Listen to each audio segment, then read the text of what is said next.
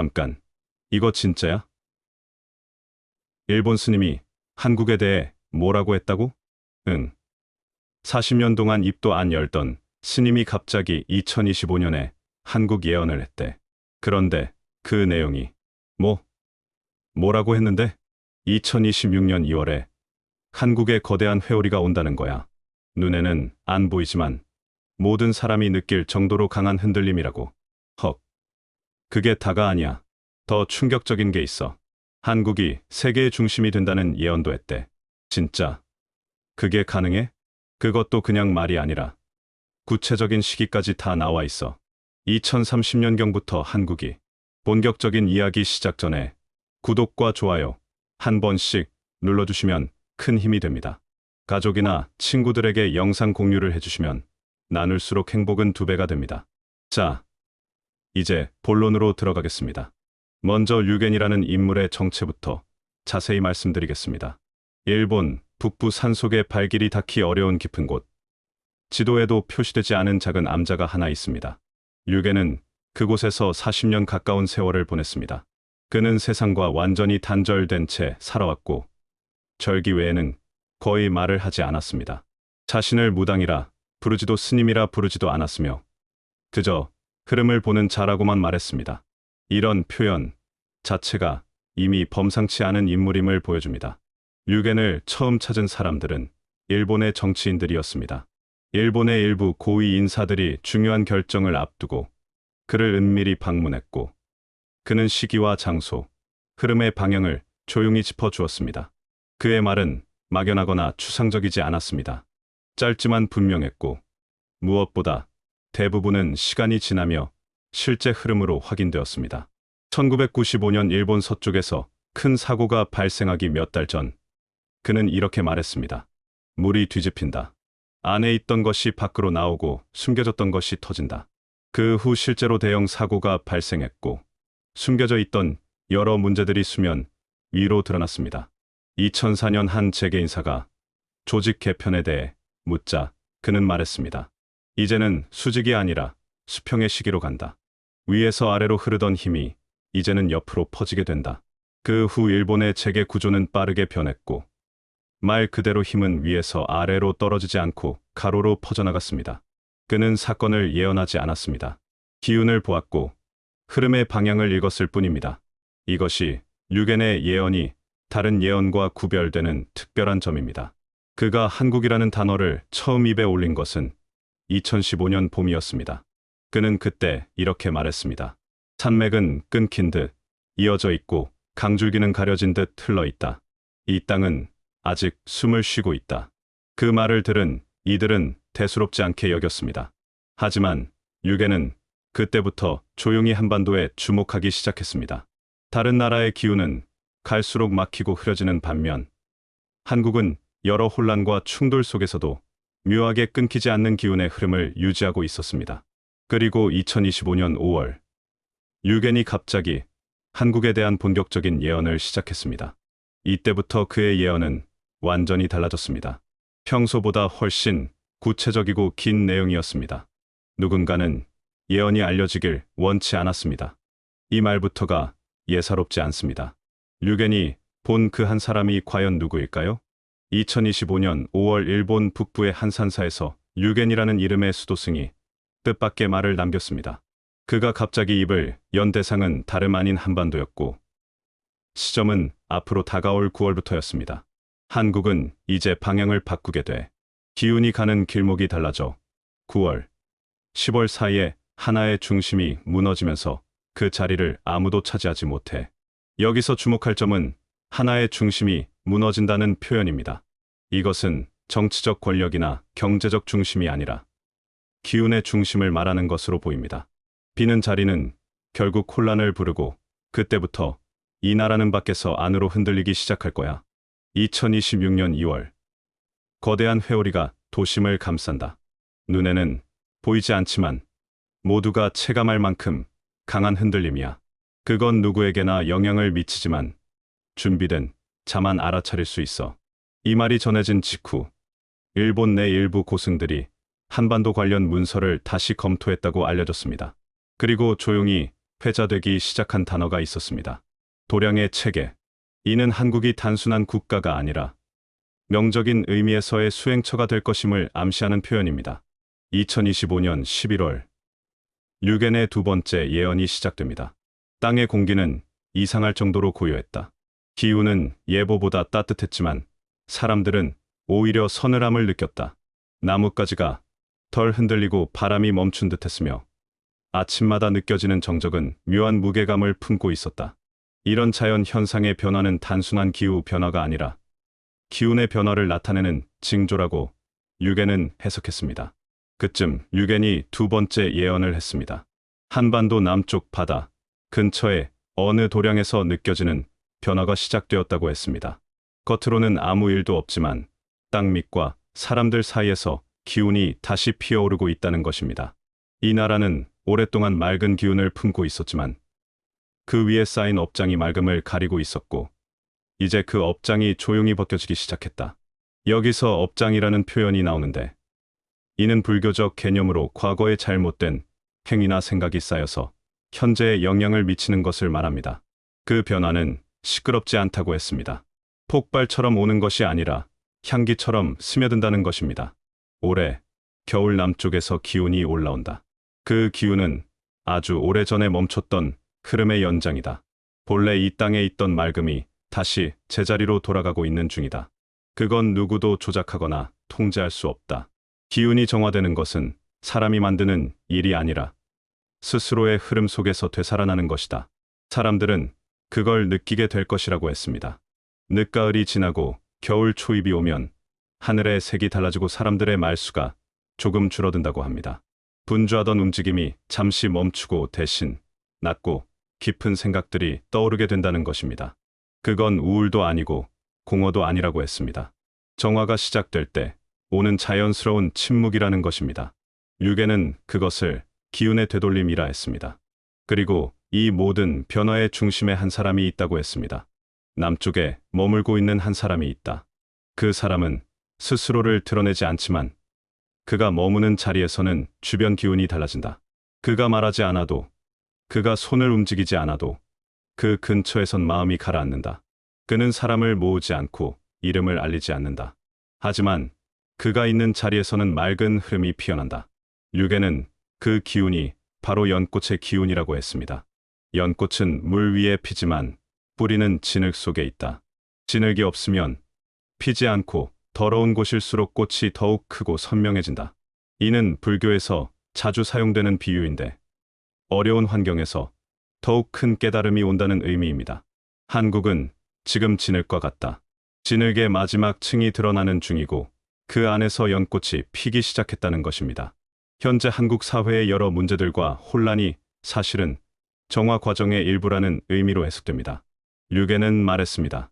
그 기운은 남쪽에서 출발해 북쪽으로 천천히 올라간다. 그 흐름이 도심을 지나기까지는 시간이 걸리지만 방향은 분명하다. 서울까지 도달하기 시작하는 시점은 2026년 1월이라고 했습니다. 그때가 되면 모든 이가 변화를 느끼는 것은 아니라고 했습니다. 준비된 자만이 그것을 체감하게 된다는 것입니다. 마음이 가벼운 사람은 더욱 가벼워지고 마음이 무거운 자는 더욱 무거워진다. 정화는 모든 사람에게 고르게 오지 않는다. 그것은 선택이 아니라 상태의 반영이다. 류겐은 이 시기를 업장의 벗겨짐이라 했습니다. 혼란은 여전히 남아있지만 그 혼란 안에 기운의 흐름이 새롭게 만들어지고 있다. 그 기운은 과거의 질서를 복원하려는 것이 아니라 완전히 다른 흐름을 준비하고 있다. 정치나 제도, 권력이 그 흐름을 막을 수는 없다고 했습니다. 기운은 논리보다 빠르고 제도보다 깊다. 이제 기운은 방향을 틀었고 그 첫 번째 움직임은 남쪽에서 시작되었다. 사람들은 아직 모른다고 했습니다. 이 변화가 얼마나 큰 결과를 가져올지를. 류겐은 그것이 단지 한 계절의 이상 기류가 아니라 한 시대의 결이 바뀌는 첫 신호라고 말했습니다. 그는 말했습니다. 겨울이 끝나갈 무렵부터 이 땅을 감싸는 어떤 결이 달라진다. 그걸 느끼는 자는 행동하게 되고 그 흐름을 놓친 자는 과거에 머무르게 된다. 그때부터 이 나라는 옛 궤도를 버리고 본래의 자리로 돌아갈 준비를 시작하게 된다. 이것은 회복이 아니라고 했습니다. 회복은 이전으로 돌아가는 것이지만 지금 시작된 변화는 이전보다 더 앞선 흐름이다. 정화란 되돌아가는 것이 아니라 남겨둘 것은 남기고 사라질 것은 보내는 것이다. 지금 이 나라는 그 분별의 시점에 있다고 했습니다. 다음 예언에서 류계는 이 흐름의 중심에 서게 될 한 사람의 존재를 더 명확히 말했습니다.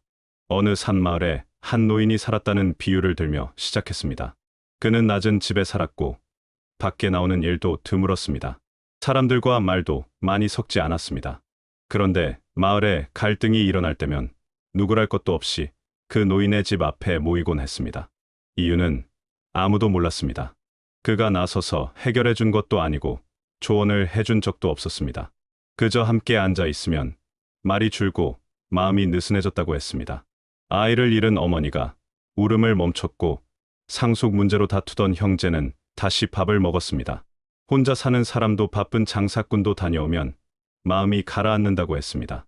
그 집엔 아무 장식도 없었고 노인은 이름도 명함도 없이 살았습니다.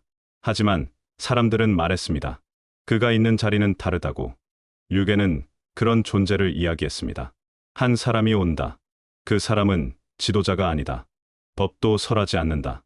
이름도 널리 알려지지 않는다. 그런데 그의 근처에서는 불안이 줄고 분열이 멈춘다. 그는 말을 하지 않아도 뜻이 전해지고 행동하지 않아도 흐름이 움직인다. 류계는 이런 사람을 두고 기운이 모이는 중심이라 했습니다. 지금 대한민국에는 수많은 말이 넘치고 수많은 판단이 오가지만 중심이 없다. 누구도 책임지지 않고 누구도 기운을 모으지 못한다. 이는 현재 우리 사회의 모습을 정확히 지적한 것 같습니다. 그는 말했습니다. 지금 이 나라에는 중심이 될 한 사람이 이미 존재하고 있다. 그는 특별하지 않다. 높은 자리에 있지도 않고 세상의 스포트라이트를 받지도 않는다. 하지만 이미 몇몇은 그를 스쳐 지나갔다. 다만 그때는 몰랐을 뿐이다. 류계는 말했습니다. 그는 사람을 모으지 않는다. 하지만 그에게 향하는 마음은 늘어난다. 그는 가르치지 않는다. 하지만 그 옆에선 사람들의 언성이 낮아진다. 그는 걷고 있을 뿐이다. 하지만 그의 길 위엔 맑은 바람이 돈다. 류계이 본 흐름 속에서 이 사람은 2026년 초 서울의 하늘 아래에서 중심으로 드러난다고 했습니다. 겉으로는 평범한 사건처럼 보일 수 있다. 어느 모임의 해체, 누군가의 사퇴 혹은 사회의 일시적인 멈춤처럼 보일 수도 있다. 그러나 그 순간 이전까지 이어지던 모든 말과 흐름이 조용히 끊어지고 새 길이 트이게 된다. 그 길을 걷는 첫 번째 사람은 누구도 아닌 그 사람이다. 류계는 강조했습니다. 이 사람은 세상을 바꾸는 자가 아니다. 다만 흐름을 본래대로 되돌리는 자다. 그가 하는 일은 누군가의 설득이 아니라 사람들의 자각을 유도하는 일이다. 그를 만나면 누구든 자신을 돌아보게 된다고 했습니다. 그와 함께 있으면 말하지 않아도 마음이 차분해진다고 했습니다. 그가 떠나면 그 자리에 남은 이들은 자신을 돌아보게 된다고 했습니다. 그런 사람이 중심에 서야 이 나라가 움직일 수 있다고 했습니다. 류계는 그가 언제 드러날지 명확히 말하지 않았습니다. 하지만 흐름은 말하고 있습니다. 2026년 2월 혼란이 잠시 멈추는 틈새에서 이 사람의 흔적이 처음 드러나게 된다. 직접 등장하진 않더라도 사람들은 그 방향으로 고개를 돌리게 될 것이다. 그는 외치지 않습니다. 선언하지도 않습니다. 하지만 그가 머문 자리는 정리되며 그 자리에 새로운 길이 생깁니다. 류계는 그것을 기운의 수염이라 불렀습니다. 지금 이 나라는 흩어져 있다. 말도 마음도 시선도 각기 다른 방향을 향하고 있다. 그 중심을 묶을 자는 말하는 자가 아니라 말 없는 자다. 류계는 말했습니다. 혼란이 계속될 때 사람들은 힘 있는 자를 찾는다. 그러나 도가 흐를 때 사람들은 맑은 자를 따른다. 그는 맑은 자다. 강하지 않지만 꺾이지 않는다. 보이지 않지만 길을 만든다. 이 사람이 왜 필요한지는 누구나 알고 있습니다. 다만 아직 누구인지 모르고 있을 뿐입니다. 여러분은 그런 사람을 만나본 적 있나요? 말보다 기운이 먼저 다가오는 사람. 그저 옆에 있는 것만으로도 마음이 고요해지는 사람. 그가 바로 이 흐름의 다음을 여는 사람입니다. 그리고 이런 개인의 변화와 함께 한반도 전체에도 큰 변화가 일어날 것이라고 예언했습니다. 바로 통일에 관한 예언입니다. 류계는 한반도 통일에 대해 이야기할 때 형제의 비유를 들었습니다. 형제가 싸운 뒤에 다시 마주 앉는 건 쉽지 않습니다. 어느 시골에 살던 두 형제가 집안일로 크게 다툰 뒤로는 서로 얼굴도 보지 않았습니다. 그렇게 몇 년이 지났고 어느 날 형이 큰 병을 앓게 됐습니다. 말도 잘 못하고 몸도 눕게 되자 동생이 조용히 형의 방을 정리했습니다. 형은 아무 말도 하지 않았습니다. 그런데 이상하게도 며칠 뒤 형의 상태가 나아지기 시작했습니다. 류계는 말했습니다. 남과 북은 지금 같은 땅에 있지만 다른 마음을 품고 있다. 분단은 국경선이 아니라 마음의 결이다. 사람들은 통일을 제도나 협정으로 생각하지만 진짜 통일은 마음이 열리고 나서야 따라오는 결과다. 그는 예언했습니다. 지금 남과 북의 기운은 이미 움직이고 있다. 제도적으로는 여전히 막혀 있지만 보이지 않는 흐름 속에서는 이미 서로를 향한 움직임이 시작되었다. 류계는 이것을 기운의 접촉이라 표현했습니다. 2026년 5월 한반도 북쪽 하늘과 남쪽 하늘 사이의 기운이 맞닿는다. 처음엔 아주 미세하게 바람의 방향이 달라지는 수준이다. 하지만 그 순간부터 두 지역의 긴장이 눈에 보이지 않는 곳에서부터 줄어들게 된다. 사람들은 뉴스로는 알 수 없고 정책으로는 느낄 수 없다고 했습니다. 그러나 마음이 민감한 자는 분명히 알게 된다는 것입니다. 전화선을 연결하지 않아도 통화가 되듯 누군가는 그 흐름을 먼저 체감하게 된다는 것입니다. 그는 말했습니다. 통일은 서명으로 되지 않는다. 서명은 그저 마지막 장면일 뿐이다. 진짜 시작은 마음이 열리는 순간이다. 한쪽이 먼저 열리면 다른 쪽은 반드시 움직인다. 마음은 기운을 따라가고 기운은 준비된 곳에서 먼저 흔다. 지금 이 나라는 준비를 시작하고 있다. 그 준비는 군사나 경제가 아니라고 했습니다. 그것은 안으로부터의 정리라는 것입니다. 분열된 사회, 무너진 신뢰, 흐트러진 언어. 그 모든 것을 정리하지 않고서는 통일은 오지 않는다고 했습니다. 류계는 강조했습니다. 통일은 통합이 아니라 정화다. 뒤섞는 것이 아니라 정리하는 것이다. 그래야 하나로 이어질 수 있다. 지금 한반도는 그 정리의 과정을 걷고 있다고 했습니다. 누구는 갈등이라 부르고 누구는 위기라 하지만 기운으로 보면 그것은 오래된 찌꺼기가 빠져나가는 과정이라는 것입니다. 류계는 말했습니다. 모든 분단은 업에서 시작된다. 모든 통일은 자비에서 완성된다. 지금 한국이 먼저 자비를 품는다면 북쪽은 반드시 그 흐름을 따라오게 되어 있다. 기운이 먼저 움직이면 마음은 거부하지 못한다. 그는 구체적인 시기를 예언했습니다. 2026년 9월 남과 북 사이에 놓인 보이지 않는 장벽 하나가 무너진다. 그것은 사람들에게 외형적으로는 큰 변화가 아닐 수 있다. 하지만 그것은 이 나라의 기운이 하나로 이어지는 첫 징조다. 그리고 2027년 이 땅의 기운은 하나의 도량으로 정리되기 시작한다. 남과 북의 경계는 여전히 존재하겠지만 기운의 흐름은 끊기지 않는다. 그때가 되면 누군가는 말할 것이라고 했습니다. 우리는 언제부터 서로를 다시 보기 시작했는가? 답은 이렇게 될 것이라고 했습니다. 누가 먼저 마음을 열었을 때, 누가 먼저 기다리지 않고 움직였을 때, 지금 그 움직임은 이미 시작되었다는 것입니다. 마지막으로 한국이 세계에서 맡게 될 역할에 대한 예언입니다. 류계는 한국을 맑은 나라라고 표현했습니다. 작고 조용하지만 흐리지 않은 기운을 품고 있는 곳, 그 기운이 사라지지 않고 남아있다는 것이 이 나라가 앞으로 세계의 중심이 될 수 있는 이유다. 세상은 곧 다시 재편된다. 기존의 강한 나라들이 흔들리고 표면의 힘이 약해질 것이다. 군사력도 경제력도 정보도 더 이상 중심이 되지 못한다. 그때 세상이 찾는 것은 단 하나, 맑음이다. 통일 이후 한국은 급격한 상승이 아니라 조용한 중심화의 길을 걷게 된다. 다른 나라가 이 나라를 지켜보기 시작하고 어느 시점부터는 말하지 않아도 사람들이 몰려오게 된다. 류계는 이를 도량의 중심화라고 불렀습니다. 수행자들이 자연스럽게 모이는 곳, 분쟁에서 벗어나고 싶은 이들이 머무는 곳, 진실을 찾고자 하는 이들이 발걸음을 옮기는 곳. 2030년 무렵은 스스로 말을 하지 않아도 세상 사람들이 먼저 묻고 먼저 듣는 나라가 된다. 그때는 이 나라가 보여주는 것 하나하나가 교훈이 되고 기준이 되고 질문이 된다. 세상은 말을 많이 하는 나라를 따르지 않는다. 결국은 말하지 않아도 길을 보여주는 나라를 따른다. 류계는 마지막으로 이렇게 말했습니다. 대한민국은 선택을 받은 땅이다. 누군가가 위에서 정한 선택이 아니다. 수천 년 동안 흐름 속에 버티며 다듬어진 결과다.